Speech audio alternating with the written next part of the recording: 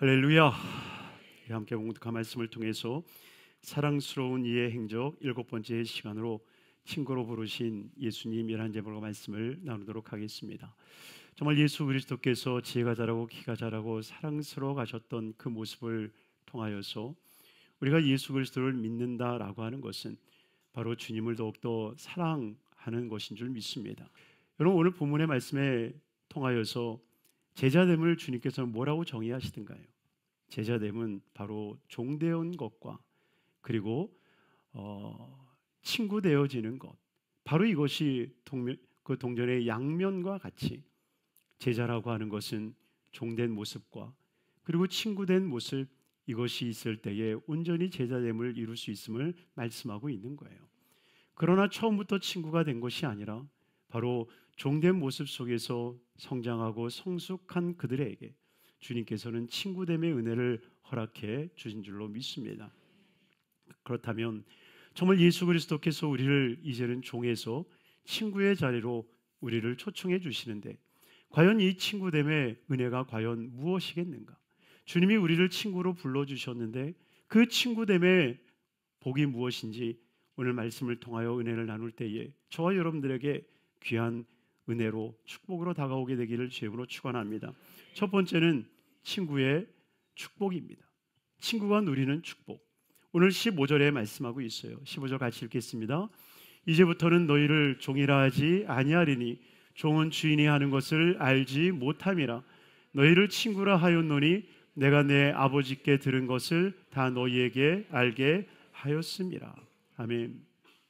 주님께서는 종과 친구를 분명하게 대조하고 있는데, 종이라고 하는 것은 주인이 하는 것을 알지 못하고 하는 존재를 말합니다.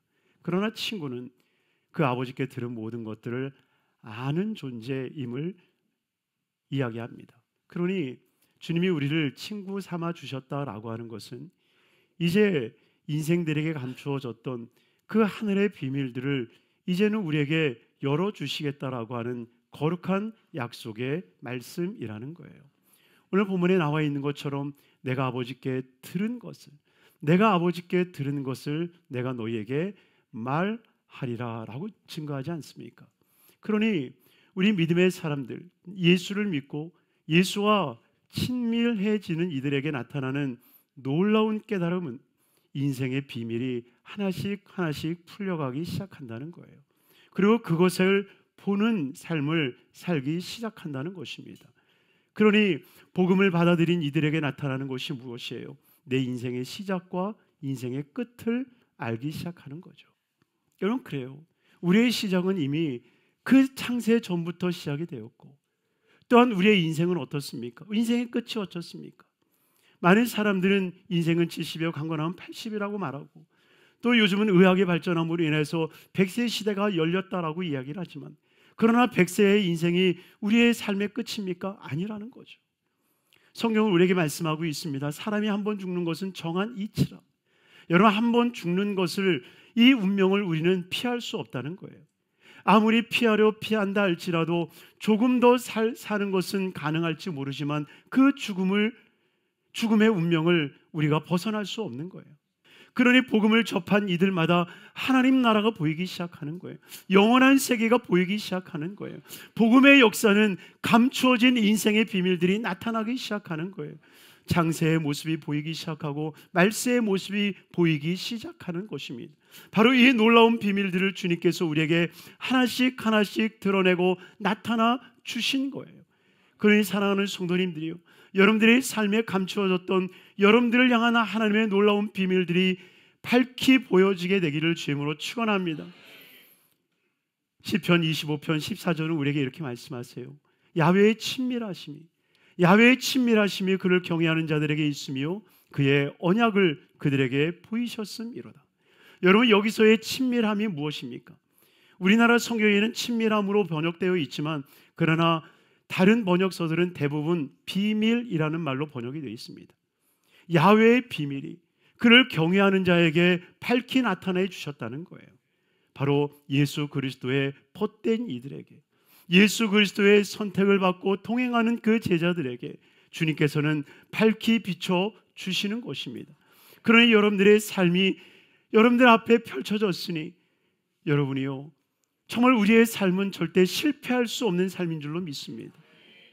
그래서 예수님께서 성령을 우리 가운데 보내주실 때 어떤 약속을 하십니까? 요한복음 16장 13절 말씀 함께 읽겠습니다.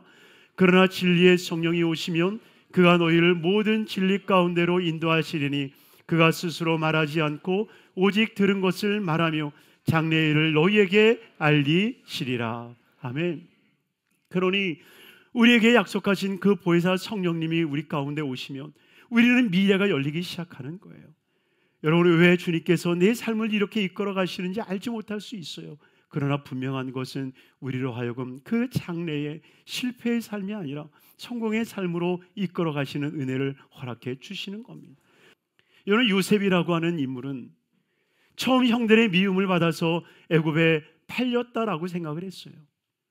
그러나 그렇게 어렵고 힘들 때 의지했던 주님이 결국 그의 친구가 되고 벗이 되었을 때에 매일매일의 삶을 주님과 함께하는 삶을 살기 시작한 거죠. 바로 그 주님과 함께하는 삶을 시작할 때에 주님이 그에게 놀라운 비밀들을 보여주기 시작하는 거예요. 미래를 아는 사람은 근심하지 않습니다. 오히려 다가올 그 미래를 예비하고 준비하게 되어집니다. 그러기에 마음에 넉넉함이 생기는 거예요. 요셉은 되어질 일들을 알았기 때문에 아버지가 자신을 찾아오고 또한 그의 형제들이 자신을 찾아오게 될 것을 알았기 때문에 기다리는 거예요. 때가 되면 아버지가 오고 동생이 오고 내 사랑하는 형제 자매들을 만나겠지. 여러분, 그 기다림의 시간을 통해서 하나님의 구원을 보기 시작하는 거예요. 그러니 사랑하는 성도님들이요, 여러분들의 삶이 불안하고 초조한 것은 이 성령의 감동함이 없기 때문이에요. 오직 성령의 감동함을 통하여서 알지 못하는 그 내일을 향하여서 주님께서 주시는 성령의 감동함을 따라 거룩한 일들을 준비하며 예비하는 귀한 삶이 되기를 주임으로 축원합니다. 두 번째로, 그렇다면 이런 귀한 축복의 삶을 누리는 이 친구들에게 어떤 조건들이 과연 있어야 하는가? 오늘 14절은 우리에게 이렇게 말씀하고 계세요. 같이 읽습니다. 너희는 내가 명하는 대로 행하면 곧 나의 친구라. 아멘. 예수님께서는 제자들에게 말합니다. 너희는 내 친구인데 내 친구가 되려면 내가 명하는 대로 행해야 돼 라고 주님이 말씀하십니다. 주님께서는 친구라 하신다고 하시니 여러분, 이게 쉬운 일이겠습니까? 우리가 십계명 10개를 지키는 것조차도 정말 어렵지 않습니까? 예수님께서 산상수훈을 통하여서 말씀하셨던 원수를 사랑하라라고 하는 그 말 하나도 지킬 수 없는 것이 우리네 인생인데, 어찌 속옷을 달라 하면 겉옷을 주고 오리를 가자면 심리를 가지고 꾸고자 하는 자에게 거저줄 수 있는 그러한 하나님의 명령을 어떻게 우리가 다 지켜 행할 수 있겠습니까? 사랑하는 성도님들이요, 어쩌면 우리의 삶에도 어렵고 힘든 일이 분명히 있을 수 있어요. 그러나 바로 그때에 주님께서 우리에게 물으시는 거예요. 너도 나를 떠나려니 아니면 나와 함께하려니? 예수님께서 부활과 죽음과 부활에 대한 이야기를 하셨을 때에 많은 제자들이 떠나가는 것을 보게 됩니다. 그때 주님이 마음 아파 이야기하시죠. 너희도 나를 떠나려느냐? 그때 우리를 실망시키지 않는 베드로 형님이 한 말씀 하시죠. 요한복음 6장 68절 말씀 함께 읽겠습니다. 주여, 영생의 말씀이 주께 있사오니 우리가 누구에게로 가오리까? 할렐루야. 주여, 영생의 말씀이 주께 있사오니 우리가 누구에게로 가오리까? 주님과 함께 하겠다는 거죠. 여러분, 이것이 바로 우리의 신앙입니다. 그래서 우리는 주의 율법이 뭐냐가 중요한 게 아니라 주의 뜻이 무엇이냐를 발견할 수 있어야 돼요. 여러분, 세상은 옳고 그름을 선과 악으로 딱 구분지어 나아가지만 그러나 그렇지 않아요. 하나님 나라는 이 세상에 말하는 선과 악의 기준점이 없어요. 주님의 뜻이 선한 것이고 주의 뜻을 이루지 않는 것, 이것이 악한 거예요. 그래서 우리가 부르는 찬양 중에 아버지 당신의 마음이 있는 곳에 나의 마음이 있기를 원해요. 아버지 당신의 눈물이 고인 곳에 나의 눈물이 고이길 원해요. 여러분, 이것이 바로 우리의 신앙의 고백이 돼야 되는 거예요. 바로 그들, 예수님의 마음과 함께하고 예수님의 발걸음과 함께 가는 삶. 우리가 선한 일을 했냐 안 했냐가 중요한 게 아니라, 우리가 옳은 일을 했냐 안 했냐가 중요한 게 아니라, 우리가 구제를 했냐 안 했냐가 중요한 게 아니라, 바로 예수님과 함께 가는 삶.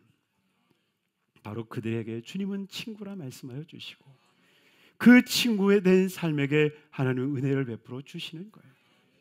그러니 저와 여러분들의 삶에 늘 친구된 주님으로 인하여서 어떠한 시험, 고난, 역경이 있다 할지라도 이겨낼 수 있는 은혜가 있기를 주님으로 축원합니다.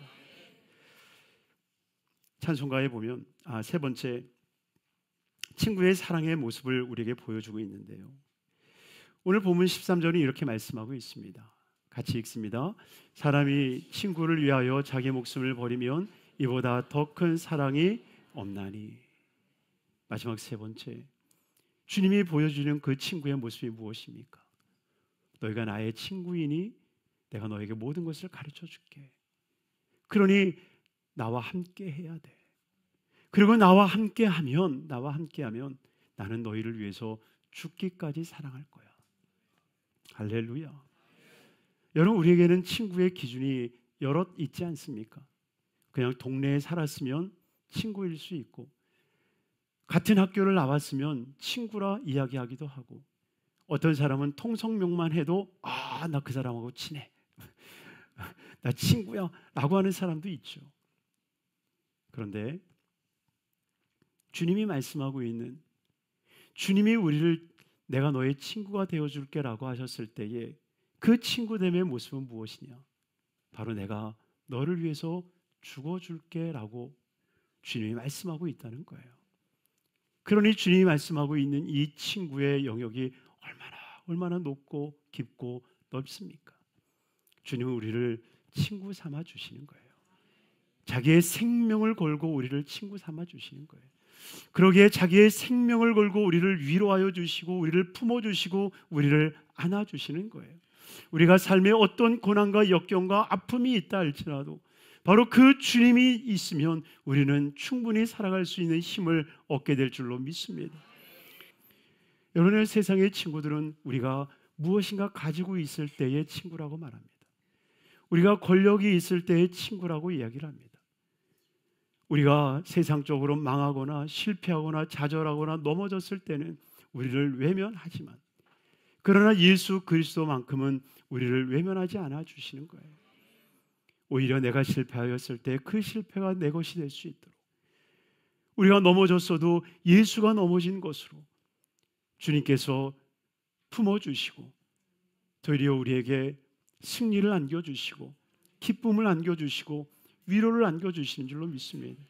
그러니 우리의 삶에 어떤 고난 역경이 있다 할지라도 우리의 친구 되신 예수 그리스도 그분으로 인하여서 늘 힘을 얻고 참된 평안을 얻는 우리 귀한 성도님들의 삶이 되시기를 주님의 이름으로 축원합니다.